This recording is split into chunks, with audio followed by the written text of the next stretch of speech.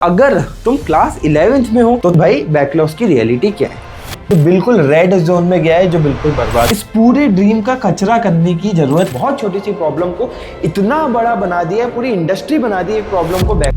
बहुत हुआ यार ये बैकलॉग का ड्रामा, यार दिमाग खराब कर दिया है। बैकलॉग अक्टूबर, नवंबर, दिसंबर, जनवरी आ गया, बैकलॉग के ड्रामे खत्म नहीं हो रहे यार तुम्हारे। कितना बैकलॉग करोगे भाई? अगर 1000 से तुम्हारी रैंक इंप्रूव होनी होती है एक बार बैकलॉग बोलने से, तो अब तक तुम रैंक 1 से भी ऊपर निकल गए होते। दिन रात बैकलॉग के ड्रामे, दिन रात थक गया हूं मैं भी तुम्हारे लिए बैकलॉग पे वीडियोस बनाते बनाते और समझाते कि कैसे क्लियर होंगी, लेकिन तुम्हें मानना है ही नहीं, तुम्हें इसका सॉल्यूशन ढूंढना ही नहीं है। ऐसा हो गया है कि ये तो भाई बहुत बड़ा राक्षस है कोई, जो तुम्हारी प्रिपरेशन के आगे ऐसे बैठा हुआ है कि भाई मैं तो हटूंगा नहीं और तेरे को ये आईआईटी तो मैं जाने ही नहीं दूंगा, पहुंचना तो छोड़ देखने भी नहीं दूंगा।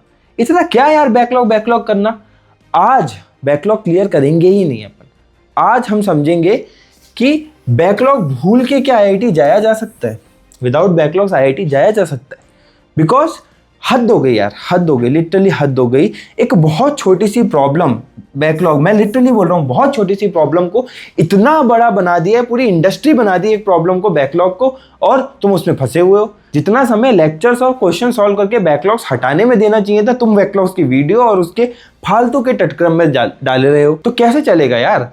बहुत यूनिक वीडियो होने वाली है। बहुत सोच के, तुम्हारे लगभग 50-100 कमेंट्स को देख के मैंने ये वीडियो बनाई है कि कैसे आज अगर तुम्हारे साथ बैकलॉग्स भी हैं तो भी तुम आईआईटी पहुंच सकते हो। लिटरली बता रहा हूँ, बहुत सारे अपने आईआईटी एनआईटी के दोस्त, बहुत सारे स्टूडेंट्स जो एनआईटी पहुंच गए, सबसे बात किया और कुछ कॉमन फैक्टर्स समझे कि यार उनके पास भी तो बैकलॉग थे, वो आज कैसे आईआईटी तक पहुंचे। मेरी खुद की जर्नी में कितनी बार ऐसा हुआ कि यार बहुत बैकलॉग्स आ गए, बट मैं तुम्हारी तरह नहीं था, मैं कुछ और अप्रोच से उसको देखता था और मैं आईआईटी पहुंच गया। बहुत ही डिफरेंट वीडियो होगी, इसलिए सब्सक्राइब जरूर कर लेना। बैकलॉग नामक रावण या फिर जो दैत्य है तुम्हारी जिंदगी में, तुम्हें सताएगा नहीं और तुम धीरे धीरे इसका वध ही कर दोगे, इसकी मेरी गारंटी है। अब सबसे पहले तुम्हारे दिमाग में आएगा, भैया पगला गए हैं, इतनी सारी वीडियो बैकलॉग पे बना दी है, हम फॉलो कर नहीं पा रहे हैं, बैकलॉग खत्म नहीं हो रही, तो भैया हो गए पागल। पागल नहीं हुए भाई, ऐसा कुछ नहीं है कि मैं पागल हो गया हूँ, मेरा को क्या है भाई, मैं तो पहुंच ही गया हूँ आईआईटी। बट तुम पागल हो गए एक रोना ले लेके कि भाई बैकलॉग है। प्लीज इस बात को समझो, बैकलॉग इतना बड़ी डील नहीं है। बहुत लोग आईआईटी पहुंच गए हैं बैकलॉग होते हुए भी। कौन आईआईटी नहीं पहुंचा जिसने बैकलॉग को एक बहुत बड़ी बीमारी समझ लिया है कि मैं इससे बाहर नहीं निकल सकता हूं। इसलिए कमेंट में तुम्हें जरूर लिखना है कि भाई backlog is nothing big.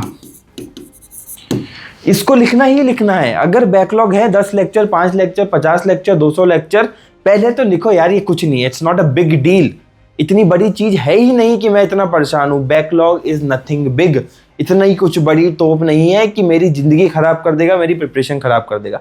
First thing, इस टाइम स्टैम्प पे तुम्हें ये लिखना है। और अगर इस वीडियो के एंड तक तुम इस स्टेटमेंट से कन्विंस नहीं होते हो, तुम अनसब्सक्राइब करके चले जाना, मुझे फर्क नहीं पड़ता। डिसलाइक भी कर दो या रिपोर्ट भी कर दो वीडियो को, मुझे फर्क नहीं पड़ता, क्योंकि मैं तुम्हें जो सॉल्यूशन देने वाला हूँ, जो रियलिटी बताने वाला हूँ, वो बहुत अच्छी है। अगर तुमने उसको इम्प्लीमेंट कर दिया, आईआईटी पहुंच जाओगे, अच्छे कॉलेज पहुंच जाओगे, एनआईटी तो सिक्योर हो ही जाएगा। अब क्यों ऐसा कह रहा हूँ उसको समझो, बैकलॉग्स की रियलिटी को समझो कि भाई बैकलॉग्स की रियलिटी क्या है।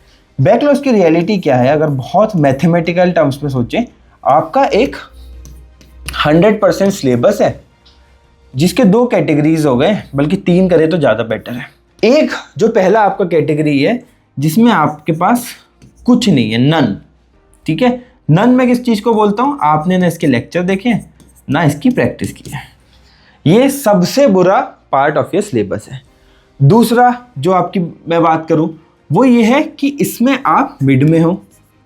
ठीक है, यहाँ पे क्या है, जैसे ऐसा हो सकता है कि लेक्चर हो गए, प्रैक्टिस नहीं हुई है, या फिर प्रैक्टिस हुई है तो वो एवरेज हुई है, मतलब सो। तीसरा क्या है, जिसमें आप हो डन वाले फेज में कि भाई यहाँ पे मेरा लेक्चर भी हो गया है, प्रैक्टिस भी हो गई है और ये चैप्टर मेरा कवर्ड है। यही तो है मैथमेटिकल कैलकुलेशन।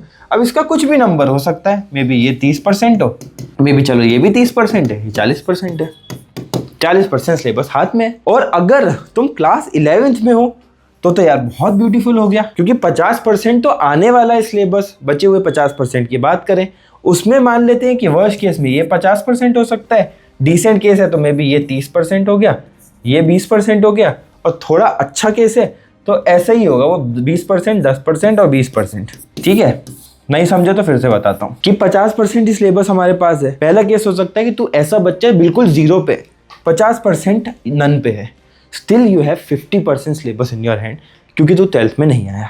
दूसरा केस कि 30% पे तो जीरो है, 20% तूने जैसे तैसे कवर कर लिया है, तो 70% सिलेबस तेरा हाथ में है, 70%। ये सब ध्यान रखना। नेक्स्ट जो केस है वो है 20% में तू बिल्कुल बर्बाद है, 10 ठीक ठीक है और 20% तेरा कवर्ड भी है बचे हुए 50% से। तो इस केस में भी तू लगभग अगर देखेगा तो इस केस में भी तू लगभग देखेगा 30 और 50, 80% तू फायदे में ही है। ये समझ तू पहली बात। ठीक है, अब तू बोल सकता है कि भैया यहाँ पे डन में तो कुछ है ही नहीं, कोई बात नहीं, ये सब तेरा ढीला है, मान लेते हैं। अब अगर तू बोलेगा what it takes for IIT, what it takes for IIT is just 30% of marks. 30% marks में एंट्री है, 50% मार्क्स में ओल्ड IITs में एंट्री है। तो इस बात को क्यों नहीं समझ रहा है भाई कि 50% सिलेबस तो तेरी जिंदगी में आने वाला है। मोस्ट ऑफ यू के लिए लगभग 30% ही है जो बिल्कुल रेड जोन में गया है, जो बिल्कुल बर्बाद हुआ है। Still have 70% syllabus in your hand. 10-20% अभी कवर हो रहा है, 50% आगे आएगा। तो इस 30% के लिए इस पूरे ड्रीम का कचरा करने की जरूरत क्या है, ये समझ नहीं आता तुमको। 30% है, हो जाएगा कवर। मान लेते हो उस 30% का भी 30% से 10% सिलेबस ही आप कवर कर पाए और बाकी आपने अभी से लेकर 12th तक सब कवर कर लिया। You still have 70% syllabus in your hand, you still have 80% syllabus in your hand, तब भी कोई दिक्कत नहीं आ रही है। 80% सिलेबस है, उसका आधा भी कर लिया तो 40% IIT मिल जाएगा। तो क्यों नहीं समझ रहे हो इस चीज़ को। एंड मेंस लेवल पे अगर 50% भी मार्क्स लिया है, 150 मार्क्स होते हैं, अगेन NIT मिल जाएगा। ये रियलिटी तुम्हें कोई नहीं बताता है, बिकॉज जैसे ही थंबनेल पे बैकलॉग डाला जाता है तो मज़ा तो आता है, व्यूज़ तो आते हैं, but this is not a big deal. चीख के 50 वीडियो में मैं तुम्हें बता चुका हूँ, this is not a big deal. अगर तुम अपना अप्रोच चेंज करोगे कि तुम्हारे हाथ में क्या है, ये जो 70% तुम्हारे हाथ में है, वर्स्ट केस में ये जो 50% तुम्हारे हाथ में है, ये भी इनफ है IIT पहुंचाने के लिए। और यही टॉपर्स करते थे, यही मैंने एज एन IITian किया था और यही मेरे दोस्त जो IIT NIT में है वो भी सोचते थे, इसलिए हम सब IIT NIT में। और तुम फंसे हुए हो सिर्फ वो 30% सिलेबस के लिए। लीव इट यार, हो जाएगा इसका सॉल्यूशन। और कैसे होगा देखो, बहुत ध्यान से समझना। 3 फेजेस में आपकी प्रिपरेशन बटी हुई है। ठीक है, एक है प्रेजेंट कि आज जो आपका सिलेबस चल रहा है, एक जो बीत गया, मान लेते हैं ये बर्बाद है, ये हाथ में है और ये आएगा, फ्यूचर है, आएगा। Why the hell you are not focusing on these 2 quadrants? सिर्फ इस पे फोकस करके सिर्फ 30% है वो तुम्हारी लाइफ का, पूरी जेई प्रिपरेशन का, पूरे सिलेबस का सिर्फ 30% है। उसके पीछे प्रेजेंट बर्बाद कर रहे हो, फ्यूचर बर्बाद कर रहे हो। यही तो मैं समझा रहा हूँ, टाइम टेबल वाली वीडियो में भी यही समझाया था कि 11th का सिर्फ 40% सिलेबस कर लो, तुम्हारा 12th बच जाएगा। समझ ही नहीं रहे हो। आज ध्यान से समझना कि तुम्हें पहले फोकस करना है प्रेजेंट और फ्यूचर पे। जो बीत गया सो बीत गया। ठीक है, ये वो एग्जाम नहीं है, बोर्ड्स नहीं है कि 100% सिलेबस से ही होगा, क्योंकि भाई हर सेक्शन का वेटेज डिसाइड है। और ना ऐसा है कि सक्सेस के लिए 90% मार्क्स चाहिए होते हैं, यहाँ तो 30% से एंट्री है ना। तुम्हें फोकस करना है प्रेजेंट और फ्यूचर पे। प्रेजेंट का भाई सीधा सिंपल गेम है कि आज से नो बैकलॉग, बल्कि फ्यूचर के लिए भी यही है, बट तुम्हें आज से तो नो बैकलॉग रखने हैं। और फ्यूचर में आपको क्या करना है, सीरियसनेस, कि मैं रिपीट ना करूं अपनी क्लास 11th वाली मिस्टेक क्लास 12th में। इतना करना है, सिंपल है। इतना इंश्योर करोगे तो रिमेनिंग जो आपका 50, 60, 70% सिलेबस है वो ठीक रहेगा। That is enough. और उसमें ही आप कितनी बार जो आपका बैकलॉग 30% है उसको सीख जाओगे। कैसे सीख जाओगे? अरे जब आप कैलकुलस पढ़ोगे क्लास 12th की, मैथमेटिक्स की, ये कहीं ना कहीं यहाँ आप फंसोगे तो आप फंक्शन सीख जाओगे, आप ट्रिग्नोमेट्री सीख जाओगे।